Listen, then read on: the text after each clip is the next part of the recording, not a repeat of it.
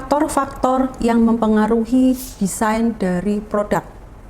Dalam melakukan desain produk, setelah kita sudah melakukan tahap desain akhir dalam proses desain produk, maka kita perlu mengetahui bahwa desain produk juga perlu melihat apakah desain tersebut mudah untuk dibuat secara manufaktur atau disebut juga design for manufacturing. Nah, kemudian faktor lain selain dari kemudahan dalam pembuatan secara manufaktur, perlu juga diketahui bagaimana siklus hidup dari produk tersebut.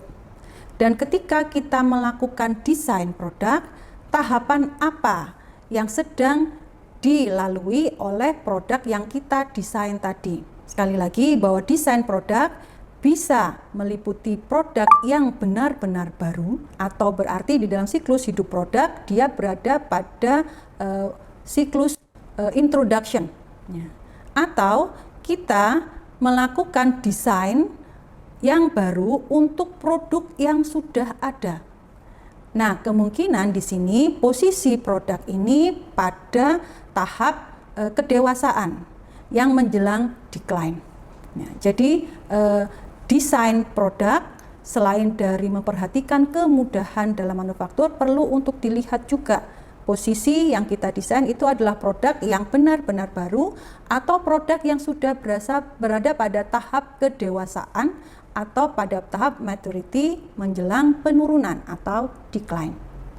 Nah, faktor yang lain lagi yang perlu diperhatikan dalam melakukan desain produk adalah bagaimana proses pembuatan desain itu, apakah dilakukan secara tim ataukah secara sendiri-sendiri. Yang perlu diperhatikan di sini karena desain produk itu mencakup banyak pihak di dalam perusahaan, apakah itu bagian pemasaran, apakah itu bagian produksi, apakah itu bagian research and development, maka ditekankan pentingnya untuk semua stakeholder yang berkepentingan bergabung menjadi satu tim yang akan bersama-sama atau bekerja sama melakukan desain, meliputi pengembangan spesifikasi dari produk, kemudian melibatkan pelanggan lebih awal dalam desain produk tadi, kemudian bisa memecahkan masalah-masalah potensial secara bersama-sama,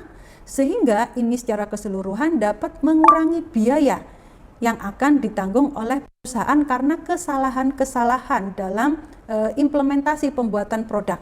Nah, bekerja sama secara tim dalam melakukan desain produk ini yang dinamakan dengan concurrent engineering. Dengan concurrent engineering, secara bersama-sama semua pihak yang terkait di dalam perusahaan itu akan membuat satu desain produk yang lebih logis dan cepat untuk diimplementasikan sehingga dapat mempersingkat waktu dari produk yang didesain tadi mencapai pasar. Singkatnya waktu ini disebabkan karena komunikasi yang dilakukan itu dilakukan secara bersama-sama, sehingga kesatuan dari pendapat, kesatuan dari pemikiran itu lebih mudah tercapai dibandingkan dengan kalau dilakukan secara sendiri-sendiri atau secara umum dinyatakan over the wall, antar dinding. Jadi kalau dilakukan secara terpisah ini akan membutuhkan waktu yang cukup lama. Dan concurrent engineering ini menjadi salah satu solusi untuk desain produk yang lebih cepat, efektif, dan logis.